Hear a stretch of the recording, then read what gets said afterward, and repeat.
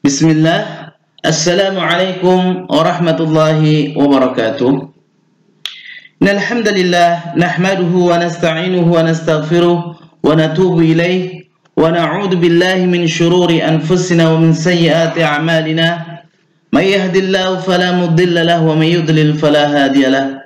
Asyhadu an la ilaha illallah wahdahu la syarika lah wa asyhadu anna Muhammadan 'abduhu wa rasuluhu la nabiyya ba'da. Allahumma 'allimna bima yanfa'una wanfa'na bima 'allamtana. Allahumma zidna ilma.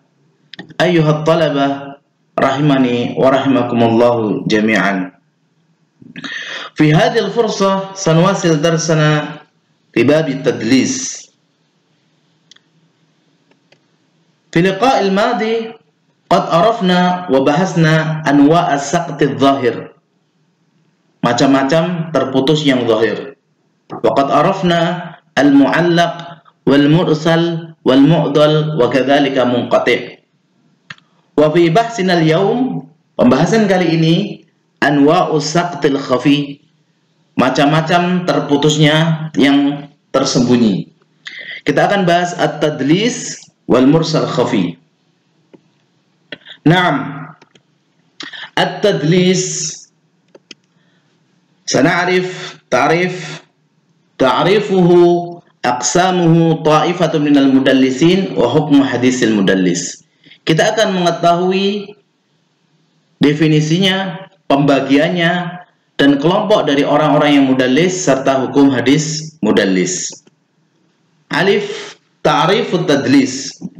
Definisi tadlis adalah siyaqul hadisi bisanadin yuhamu annahu a'la mimma kana alaihi fil waqi'. Membawa hadis dengan sebuah sanad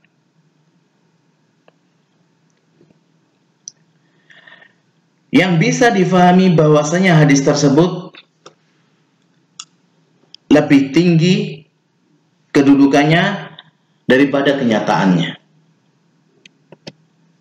Dalam artian ikhfa'u aibin fil isnad, menyembunyikan cacat pada sanad, wa tahsinu li dhahirihi, dan memperbagus zahirnya. Ba aqsamu, pembagiannya, wa yanqasimu ila qismain. Di sini hadis tadlis dibagi menjadi dua, tadlisul isnad wa tadlisu asyuyukh atau tadlisul syekh. Tadlis sanad sama tadlis syekh. Fa tadlisul isnad an yarwiya amman laqiyahu man lam yasma'hu min qawlihi aw yarahu min fi'lihi bilafdhin yuhamu annahu sami'ahu aw ra'ahu. Yaitu seorang rawi meriwayatkan dari orang yang dia temui pada sebuah hadis yang dia tidak dengar dari perkataannya atau dia tidak melihatnya dari perbuatannya, dengan lafaz yang kemungkinan bahwasanya dia mendengarnya atau melihatnya. Seperti perkataan qala, telah berkata, au fa'ala, telah melakukan, au an fulan, atau dari fulan, au anna fulanan, atau bahwasanya fulan qala, mengatakan, au fa'ala, atau melakukan, wa nahwa dzalik, dan semisalnya. Ini adalah tadlis isnad. Wa tadlis suyukh, dan tadlis suyukh adalah an yusammiya rawi syaikhahu, seorang rawi memberi nama pada gurunya atau menamai syekhnya, au yasifahu bi ghairi mashtuhira bihi, atau mensifati gurunya dengan sesuatu yang tidak terkenal padanya, fayuhamu annahu ghairuhu, maka akan difahami bahwa syekh tersebut bukan syekh yang biasa diriwayatkan. Imma likaunihi asghar minhu, bisa jadi karena gurunya itu lebih muda dari dia. Fala yuhibbu an yudhira riwayatahu amman dunahu, maka dia tidak suka untuk menampakkan riwayatnya dari orang yang lebih di bawah dari dia. Wa imma liyadhanna an-nasu kasrata syuyukhihi, atau agar manusia itu menyangka bahwasanya gurunya dia banyak. Wa imma li ghairihi ma minal maqasid, atau tujuan yang lain dari keduanya, dari tujuan-tujuan. Jadi bukan hanya gurunya lebih mudah atau bukan hanya gurunya cuma sedikit, tapi ada tujuan yang lain membuat dia berbuat tadlis. Nah, jim ta'ifatun minal mudallisin. Perawi-perawi mudallis ini ada banyak. Nah, famihnuhum du'afa, di antara mereka itu ada yang perawi dhaif. Wathiqat, ada juga yang thiqah. Kal Hasan al-Basri, seperti Hasan al-Basri. Wa Humaid at-Tawil, wa Sulaiman ibn Mihran, wal A'mash, al-A'mash, Sulaiman bin Mihran ni al-A'mash, wa Muhammad ibn Ishaq, wal Walid ibn Muslim, wa qad rattabahum al-Hafidh ila 5 maratib. Al-Hafidh Ibnu Hajar telah mengklasifikasikan menjadi 5 peringkat. Yang pertama, al-ula man la yusaf bihi illa nadhiran ka Yahya bin Sa'id. Mereka yang tidak disifati atau diklaim sebagai mudallis kecuali langka atau sedikit, seperti Yahya bin Sa'id. Yang kedua, man ihtamala a'immatu tadlisahu wa akhraju lahu fi sahih li imamatihi wa qillati tadlisihi fi jambi ma rawa ka Sufyan ats-Tsauri aw kana la yudallis illa an siqatin kan Sufyan ibnu Uyainah. Yang kedua ini adalah para mudallis yang para imam ahlul hadis masih berlapang dada untuk tadlisnya, dan para imam masih memakai riwayat hadis mereka di dalam kitab sahih mereka karena keimaman mereka dan sedikitnya tadlis yang mereka lakukan dibanding banyaknya hadis yang mereka riwayatkan, seperti tadlisnya Sufyan ats-Tsauri. Atau perawi tidaklah melakukan tadlis kecuali dari orang yang thiqah, seperti Sufyan ibnu Uyainah. Yang ketiga, ats-tsalisu man aktsara min at-tadlis ghairu mutaqayyidin bis-siqat ka Abi Zubair al-Maqi. Mereka yang banyak melakukan tadlis tanpa membatasi diri terhadap rawi yang thiqah, seperti Abi Zubair al-Maqi. Ar-rabi'atu, yang keempat, man kana aktsara tadlisi 'anid du'afa wal majahil. Orang yang banyak melakukan tadlis dari perawi yang dhaif ataupun yang tidak dikenal, yang majhul. Ka Baqiyah ibn al-Walid, seperti Baqiyah ibn al-Walid. Para ulama sudah menjelaskan tentang Baqiyah ini, ahadisu Baqiyah laysat naqiyah fakun biha 'ala taqiyah. Hadisnya Baqiyah ini tidak bersih dari cacat, dari tadlis. Maka hati-hati terhadap taqiyahnya Baqiyah tersebut. Al-khamisatu, yang kelima, man indamma ilaihi dha'fun bi amrin akhar ka Abdullah bin Lahiyah. Mereka yang mengumpulkan pada dirinya di samping perkara tadlis juga padanya ada perkara yang lain, seperti Abdullah ibnu Lahiyah. Nah, bagaimana hukum riwayatnya mudallis? Wa hadisul mudallis ghairu maqbul illa an yakuna thiqah. Hadisnya mudallis ini tidak diterima kecuali mudallisnya adalah orang yang thiqah. Wa yusarrihu bi akhdhihi mubasharatan amman rawa anhu. Dan nampak jelas bahwa dia mengambil hadis tersebut secara langsung dari orang yang meriwayatkannya. Fa yaqul sami'tu fulanan. Maka dia mengatakan, aku mendengar fulan demikian yaqul, aw ra'aitu yaf'alu, atau aku melihatnya melakukan demikian, aw haddatsani wa nahwihi, atau fulan telah menyampaikan hadis kepada diriku demikian, dan semisalnya. Lakin ma ja'a fi sahihai al-Bukhari wa Muslim, akan tapi hadis-hadis yang ada pada dua sahih Bukhari dan sahih Muslim bisighati tadlis, dengan bentuk sighat tadlis, an siqatil mudallisin, dari siqahnya para mudallis, fa maqbulun, maka hadisnya diterima. Litalqiyal ummatu lima ja'a fihi ma bil qabul min ghairi tafsilin, karena umat menerima hadis-hadis yang datang dari kedua imam tersebut dengan tanpa perincian. Di sini anak tambahi bima yu'rafu tadlis. Dengan apa kita mengetahui bahwasanya itu hadis adalah hadis tadlis? Yang pertama, ikhbarul mudallis nafsahu. Ikhbarul mudallis nafsihi. Seorang mudallis mengkhabarkan tentang dirinya. Idza suila annahu dallasa. Kalau ditanya, "Mana hadis ini?" Dia, "Aku telah memudalliskan." Dan ini sebagaimana yang dilakukan oleh Ibnu Uyainah. Yang kedua, nasu imamin min a'immati hadza sya'n.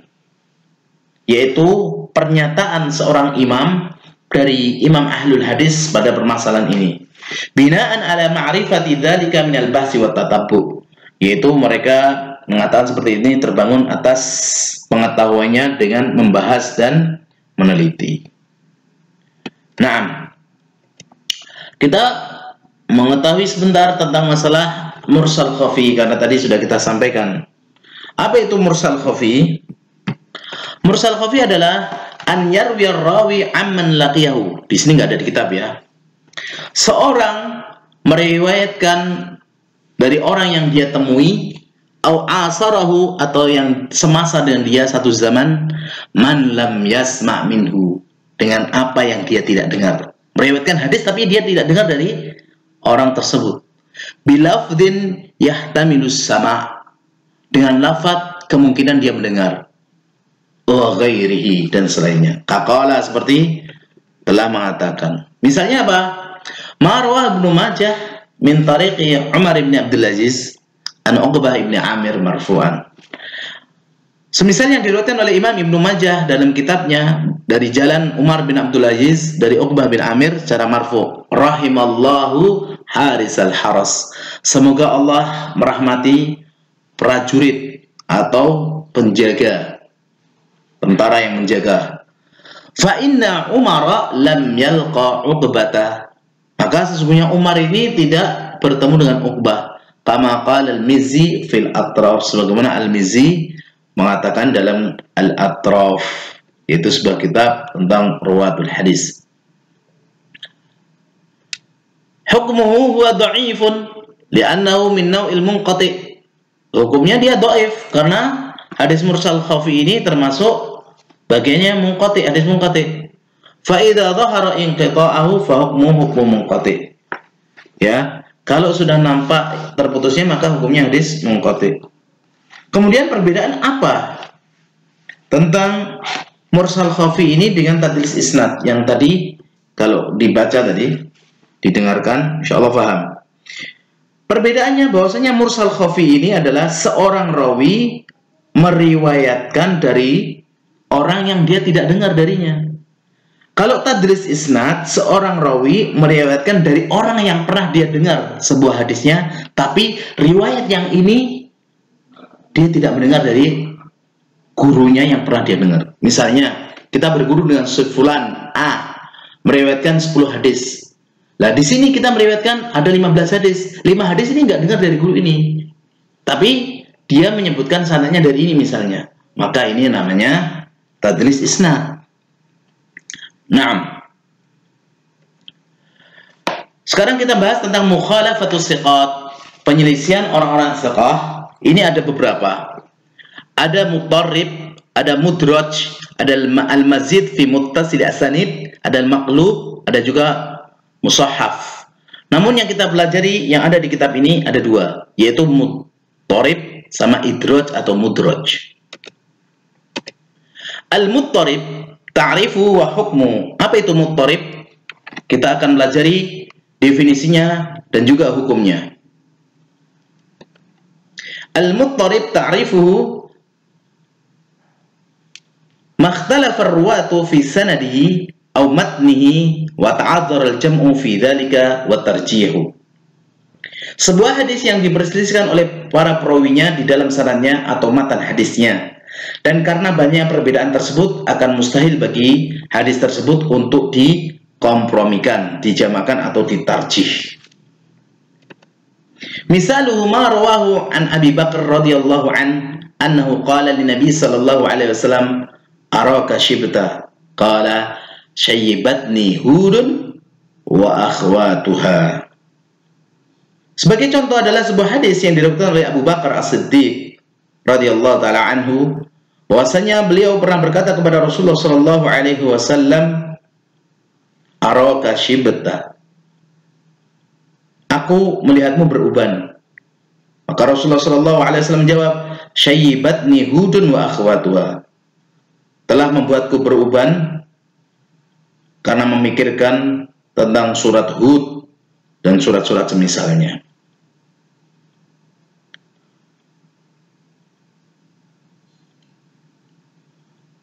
Hadis ini disebutkan dengan jalan-jalan ilahnya serta perselisihan para ulama.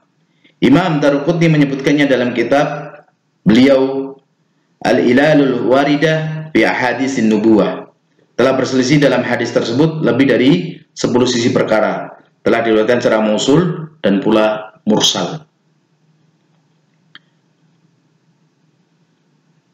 Nah, hadis ini diriwayatkan ada yang mursal juga. Warwiya an musnadi Abi Bakar wa Aisyah wa Sa'ad ila ghairi dhalika min ikhtilafat allati la yubdilul jam'u bainahuma wa la tarjih.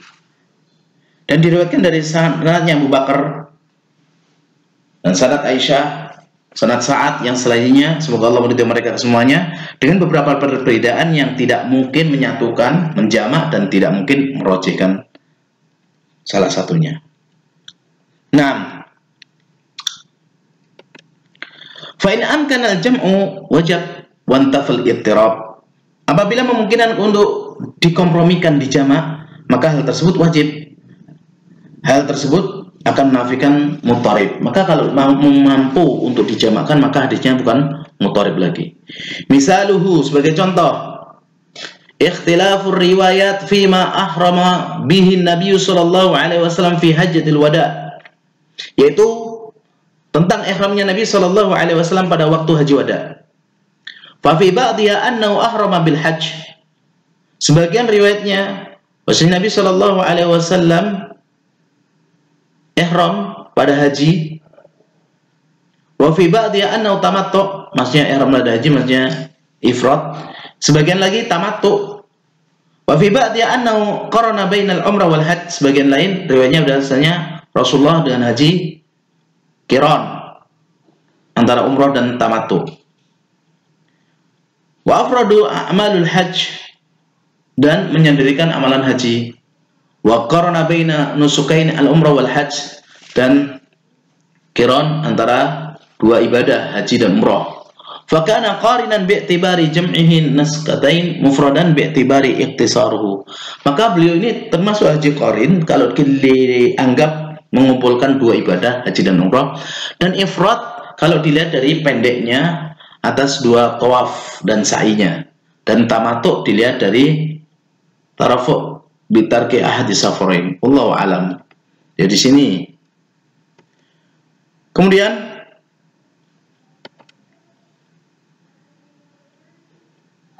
Syaikhul Islam Ibnu Taimiyah mengatakan, ya,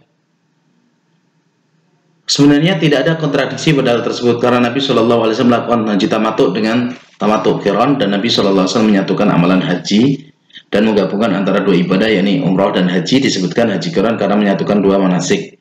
Disebut haji ifrad karena meringkasnya menjadi satu tawaf dan satu sa'i. Disebut juga haji tamattu karena kesenangan yang beliau Shallallahu Alaihi Wasallam dapatkan dengan meninggalkan dua safar.